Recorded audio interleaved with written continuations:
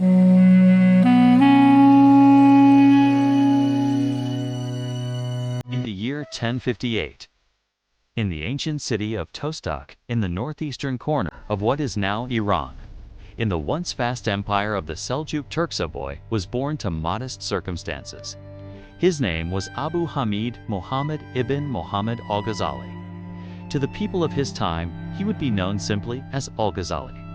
To history, he would be remembered as one of the greatest minds in the Islamic world, philosopher, theologian, jurist, and mystic, who would profoundly shape the course of Islamic thought for centuries to come. He came into a world poised delicately between stability and unraveling.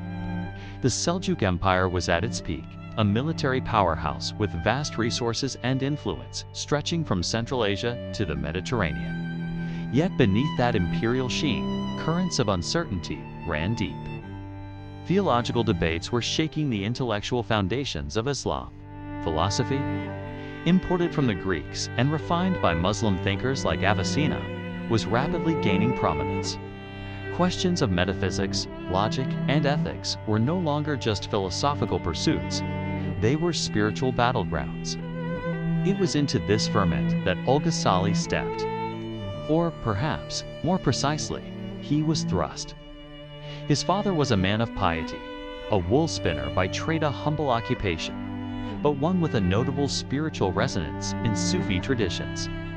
Before his death, the elder Ghazali entrusted the care of his two sons, Muhammad and Ahmad, to a Sufi friend, asking him to ensure their education. And so began Al-Ghazali's long and tumultuous journey through the halls of religious instruction and the corridors of power.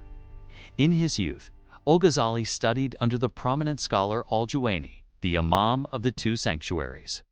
In Nishaper, a renowned center of learning, he absorbed jurisprudence, theology, and philosophy with an almost terrifying swiftness.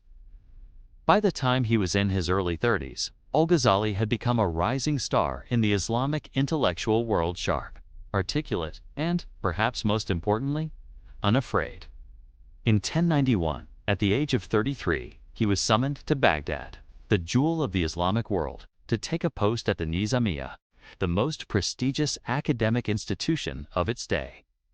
It was a position of immense influence akin to a modern Ivy League professorship wrapped in the political overtones of a Washington appointment. The Seljuk vizier, Nizam al-Mulk, had handpicked him for the role. It was a career maker, but it would nearly break him. As he lectured to crowded halls, dazzling audiences with his command of religious sciences and philosophical nuance, a storm was brewing within him. For all his intellectual prowess, Al-Ghazali found himself racked with doubt. He questioned the very foundations of knowledge, of truth, of faith. Was his work merely rhetorical flourish? Had he lost sight of God amidst the arcane arguments? The breakdown came suddenly. One morning, as he rose to address his class, he found himself physically unable to speak. The voice that had commanded respect across the Islamic world had fallen silent. In that silence, Al-Ghazali heard something else, a summons, perhaps divine, perhaps subconscious, but utterly transformative. He walked away from everything. To walk away from Baghdad in the 11th century was no small feat. It was a city of scholars, poets, merchants, a city of light. But Al-Ghazali gave it up, retreating into seclusion, first wandering the Levant, then living quietly in Damascus, and later in Jerusalem. He abandoned his teaching post, his wealth, even his family for a time. And he began to write not for glory, not for power, but for truth. He studied Sufism more deeply, not merely as theory, but as a lived, inward experience. He wandered, fasted, prayed, wept, and meditated. The man who once sat atop the intellectual ladder now sat alone in the shadows of mosques, searching for something that had long eluded him, certainty. And then, something remarkable happened.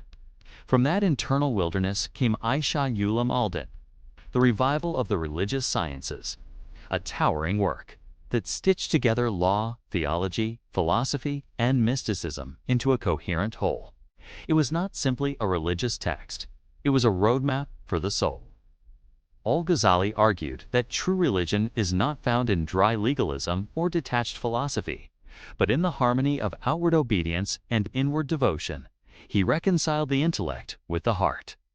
And he did so with the authority of someone who had wrestled with the great questions not from a distance, but up close, where the cost was his own sanity. In time, Al-Ghazali returned to teaching, but he was not the same man. He resumed his post briefly, but now with humility and restraint. In 1095, he penned one of his most controversial works, Tahafut al-Falsafa, The Incoherence of the Philosophers.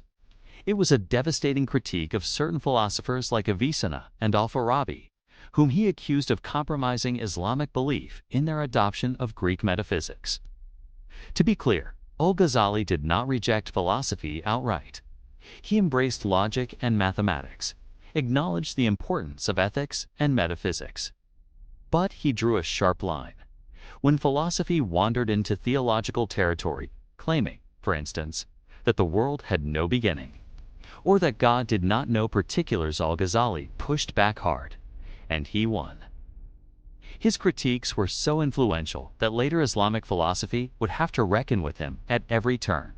Even the great Andalusian philosopher Averroes would feel compelled to write a rebuttal. But by then, Al-Ghazali had reshaped the conversation.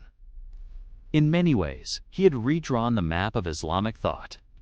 Al-Ghazali spent his final years back in his hometown of Tus, teaching small groups of students, writing quietly, and living simply. He died in 1111 at the age of 52. The man who had once stood at the pinnacle of worldly success had died in near obscurity. And yet, history would not forget him. His works, dozens of them, ranging from jurisprudence to metaphysics to mysticism, continued to circulate, copied by hand and passed from scholar to scholar. The revival became one of the most treated Islamic books after the Quran and Hadith. In it, readers found not just instruction, but a kind of conversation, one that embraced their doubts, guided their questions, and called them gently but firmly toward a deeper faith. It would be tempting to call Al-Ghazali a reformer, but he was more than that. He was a restorer man who, like a skilled artisan, cleaned away the accumulated grime from the faith's original brilliance, and reminded his people of its light. In the grand arc of history, few figures managed to bridge the gap between the mind and the soul. Fewer still do so with the courage to risk their own identity along the way. Al-Ghazali did both. He taught the scholars and the mystics, the judges and the wandering ascetics. And in doing so, he helped shape not just a religion, but a civilization. David McCullough once wrote that history is not just about dates and events, but about people, their decisions, their dreams, their doubts. Al-Ghazali was all of those things. A man of immense talent and deep internal struggle. A man who climbed to the heights of intellectual achievement and then descended into himself, only to rise again, clearer and kinder. In every age, there are those who seek to reconcile the past with the present, the heart with the mind, and the divine with the real. Al-Ghazali was such a man. And his story, like the best in history, is not just worth remembering, it is worth reflecting upon.